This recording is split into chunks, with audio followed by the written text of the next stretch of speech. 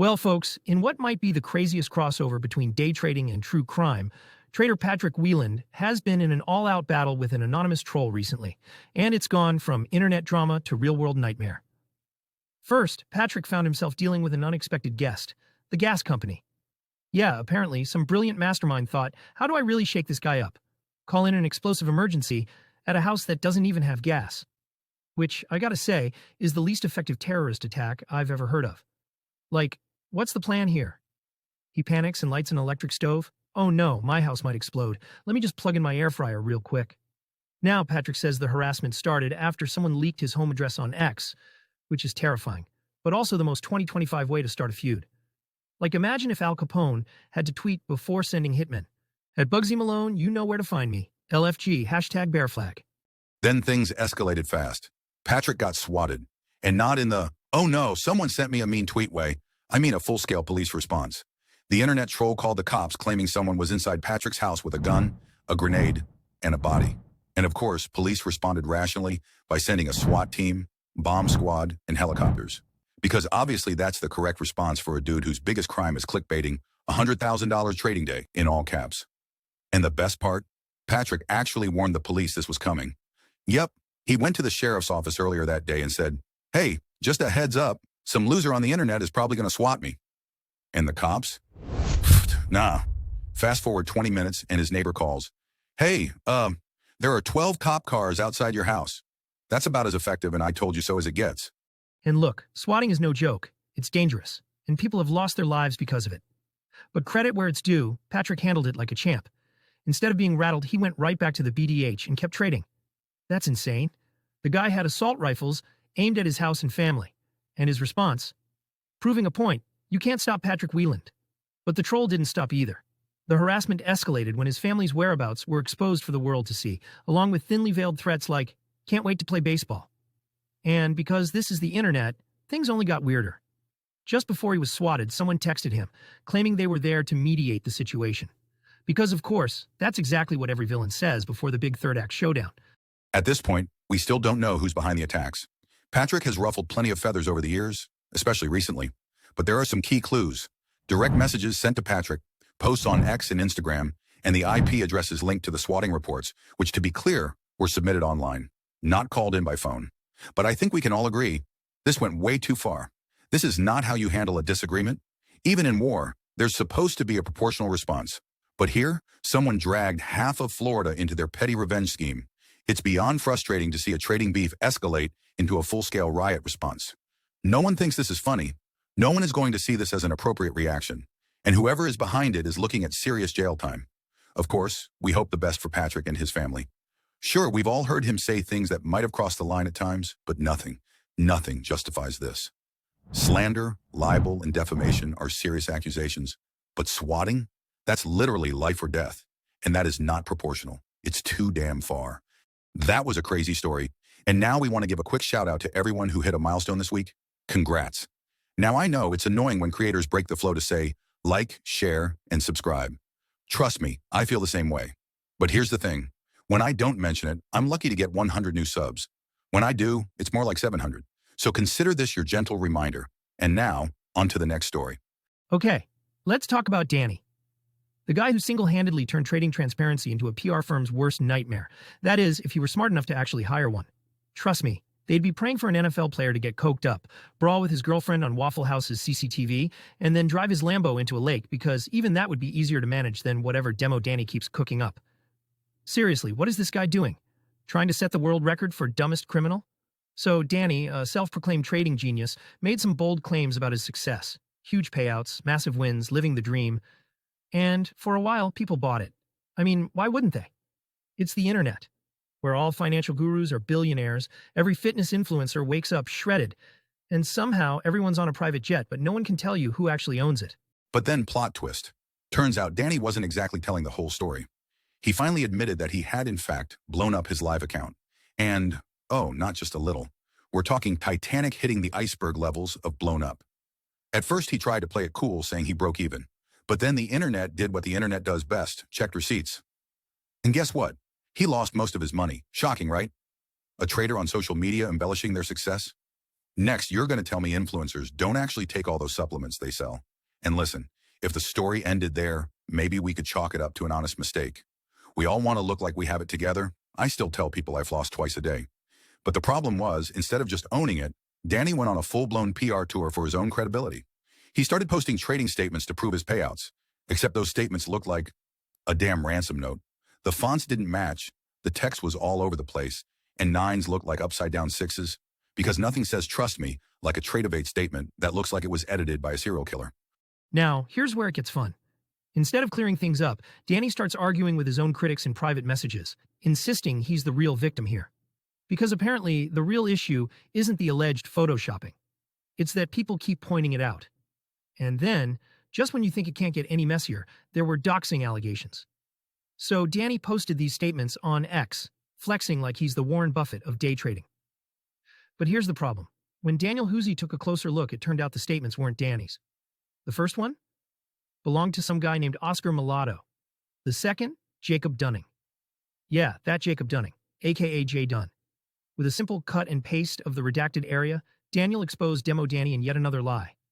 And the craziest part? Danny posted the evidence himself, just like he did last week when he accidentally exposed that he was trading on demo accounts. Go ahead, mandatory facepalm. Like, dude, if you're going to commit fraud, maybe don't upload the receipts. That's like robbing a bank and then posting an Instagram story with the caption, "Just secured the bag, #blessed," more like #dumb. At this point, traders are calling for Danny to be banned from every prop firm on the planet.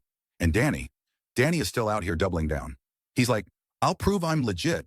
Watch my YouTube live stream. Because nothing screams successful trader like desperately begging people to watch you click buttons. And yes, we watched.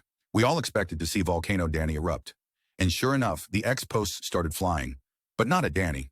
No, they were calling out the people watching his stream. At this point, X had written Danny off so completely that they weren't even mad at him anymore. Just disappointed that anyone still cared enough to watch him. And honestly, why wouldn't people watch?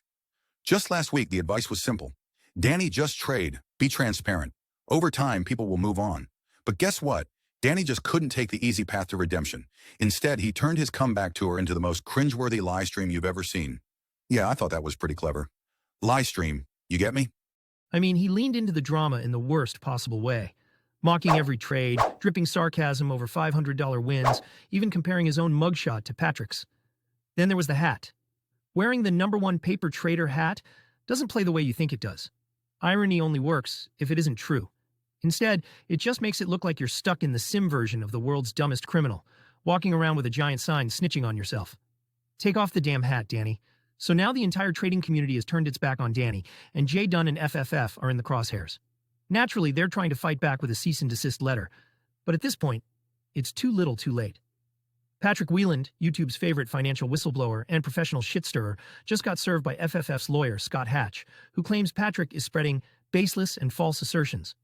The big revelation? The letter insists that FFF is solely owned by Manuel Moraz, and that Daniel Moraz and Jacob Dunning have no involvement whatsoever, which I gotta say is never a great sign when a company has to formally announce, hey, those two guys who call themselves CEOs?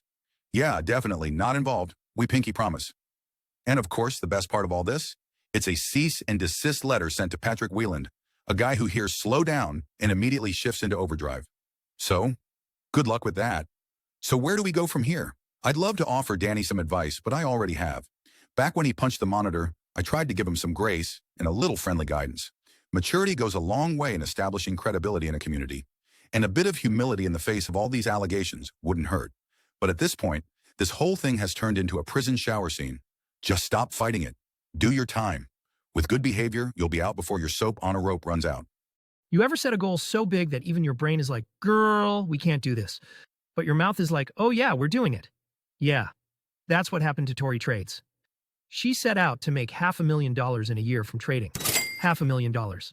Listen, I love a good goal. I once set a goal to drink a whole gallon of water every day, and by hour 2, I was Googling whether water overdose is a real thing. It is. It's called water intoxication, which sounds fun, like a bachelorette party for your kidneys. But it's not. And just like me, Tori realized something. Ambition is great, until it tries to kill you. She was crushing it. $77,000 in just 2 trades. That's incredible. That's almost enough to buy 3 eggs in today's economy. But instead of popping champagne, she popped a minty bee. She hit the close button on a $27,000 profit and cracked under the pressure. That's right. She made thousands of dollars and then just emotionally imploded, which is a level of stress I didn't even know was possible. Until I tried explaining prop firm trading to my tax professional. Watching their eye twitch as I said, no, see, it's not real trading, but kind of real, except I don't keep the capital. But I do get a 1099. At which point I swear they started reconsidering their entire career. So, how did the breakdown start? Social media decided she should only risk $6,000 because apparently putting $30,000 on the line makes people nervous. Yeah, nothing screams financial genius like basing your risk management on the wisdom of a guy named StonkDaddy69 in the comments section. So Tori goes with the smaller position size because, fear-based decision-making has never gone wrong before. Right? Right? And then, boom! The trade goes her way. Market tanks. She's up $27,000, staring at the screen like it just texted her, "You up?" at 2 a.m. And then comes the moment. Does she close the trade? Hold? Her hands are hovering over the keyboard like she's about to defuse a ticking bomb. And finally, she clicks the little X. Trade closed. And you know what happens next? She cries. Ugly cries. Like full-on Nicolas Cage in a bad movie kind of cry. Nah, I'm kidding. She cried tears of joy and promptly texted Uncle Mike to show gratitude. What's up, Uncle Mike? And here's where it gets wild. She just made $27,000 in a few days. That's more than some people make in a year. Absolutely insane. And what's the first thing she does? Starts calculating how much she could have made if she had just ignored StonkDaddy69. But you know what? Tori has come so far since that trade. She has figured it out. She realized that the pressure of performing under a million watchful eyes was making her trading harder than it needed to be. And I know what you're thinking. How did she get a million watchful eyes? Well, she's counting all her social media followers, which, let's be honest, probably includes some duplicate accounts. Or maybe some of her followers are spiders. 8 eyes per sub really adds up. But regardless of who or what was watching her trade, the pressure was real. And that's when it hit her. Maybe instead of trying to double last year's profits, she should just trade well. What? Trading well? Focusing on solid setups instead of chasing a flashy number? Who does she think she is? A reasonable person? Look, we've all been there. We set some wildly ambitious goal. We tell everyone about it, and then we feel trapped. It's like saying, I'm going to run a marathon, and then remembering you get winded walking up a flight of stairs. And now your mom's already posted about it on Facebook, and your aunt keeps texting you articles about electrolytes, and you have no way out. So, Tori, I salute you. You saw the pressure, you felt the breakdown, and instead of doubling down, you backed off and said, let's just do this right. That's growth. That's wisdom. That's therapy. That's years of therapy. So let's all take a lesson from Tori. Set your goals, be ambitious, but don't let them crush your soul. Because what's the point of making $500,000 if you're too stressed to enjoy it? Now, if you'll excuse me, I have to go lower my drink a gallon of water a day goal to just drink something that isn't coffee. Baby steps. Gather round, traders, because we need to talk about something that's going to affect all of us before it's over. And as we go through this, I want you to ask yourself one simple question. Why the hell would a prop firm go after YouTubers? Apex Trader Funding is suing YouTube's very own Kellyanne for allegedly leaking their super secret, highly classified, top-tier confidential information. You know, the kind of secrets that, if exposed, could shake the very foundation of a prop firm. Except, it was leaked. And as far as we can tell, nothing really changed. So here's how it all started. A former Apex owner turned contractor, Leo Riot, yes, that's his real name, not a GTA character, gets his hands on some internal Apex info. He then shares it with Kellyanne. Apex, not too thrilled about this, runs to court and secures a temporary restraining order on January 10th, 2025. Basically saying, hey, Leo and anyone working with him, zip it. But, and this is key, Kellyanne's name? Not on that order. So just hours later, Kellyanne does what YouTubers do best. She posts the video. Because let's be real, if it's not on YouTube, did it even happen? Now, Apex is scrambling, trying to subpoena her records, while Kellyanne is holding the line like, excuse me, I'm a journalist. And now, the court has to answer a crucial question. Is Kellyanne a journalist? Or just a really dedicated YouTuber with a tendency towards sensational research? If the court rules that Kellyanne is a journalist, she could be protected under journalistic privilege. But if they classify her as just an influencer, she might be legally required to hand over whatever Apex demands. And that is the real issue. Because if content creators have no protection, anyone on YouTube, TikTok, Instagram, or X could be targeted just for posting something unflattering about a prop firm. Oh, you don't think that'll happen?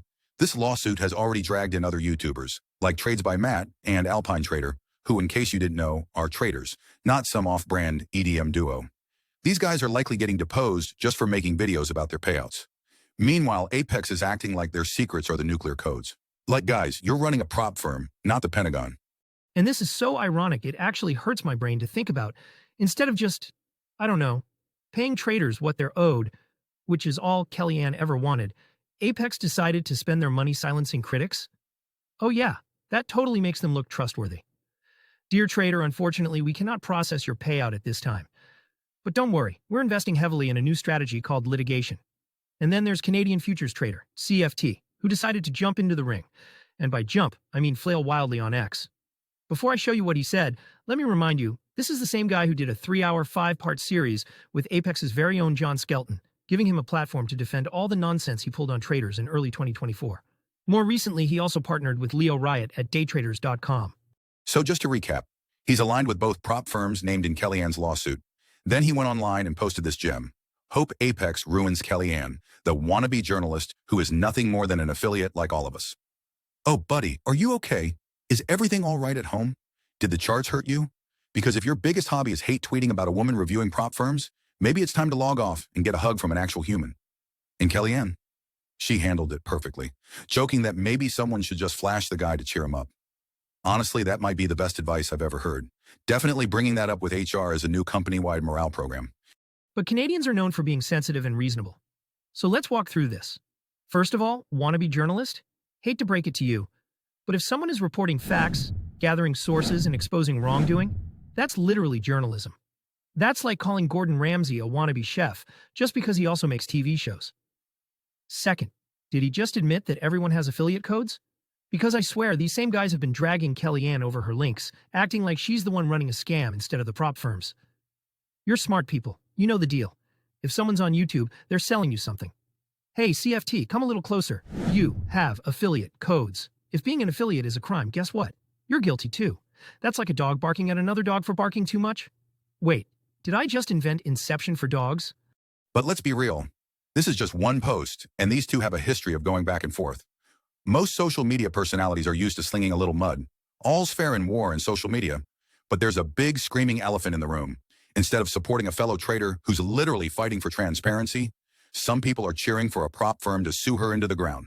Oh yeah, great plan, guys. Let's help the firms that don't want to pay us. Genius. Listen closely. This lawsuit isn't just about Kellyanne. If Apex wins, it sends a very clear message to every other prop firm. You don't like criticism? Just sue the person who exposed you. People talking about your shady business practices? Drown them in legal fees until they shut up. Don't want to pay traders? Easy. Just threaten anyone who complains. It's like a how to be a corrupt company starter pack. And the scariest part? It'll work. Even if Kellyanne wins, the stress, the time, and the legal fees alone will be enough to scare future content creators into never reporting on these firms again. So what happens then? No more YouTubers breaking news about payout denials. No more warnings about which prop firms to avoid. No more accountability. The entire trading community loses. So what do we need to do? First, support Kellyanne's Legal Defense Fund. If you care about transparency in trading, now is the time to step up. There's a link to her account in the show notes. Second, start asking questions about who benefits from shutting her up. If someone is more mad at Kellyanne than at the prop firm screwing traders, that's a red flag. And third, stop falling for the attack the messenger distraction. The issue isn't who has affiliate links. The issue is who's getting paid and who's getting played. I'm sure there are some bruised egos, hurt feelings, and ill intentions that need to be sorted out. But this is so obviously bad for the entire industry that I don't even need to spell it out. This is a call to action for all the prop firm CEOs. Get these guys in a closed-door meeting and make them hug it out. And if that doesn't work, try a duel. It worked for Hamilton. And at the very least, it could inspire a great musical. Thanks so much for watching. If you enjoyed this episode, click here to check out another great video or explore our full playlist for more. Watch time means the world to us, so please share this with your trading buddies. And if you don't have any, just watch it again yourself. Remember, trading is tough enough. We all deserve more laughs. Thanks again, and see you next week.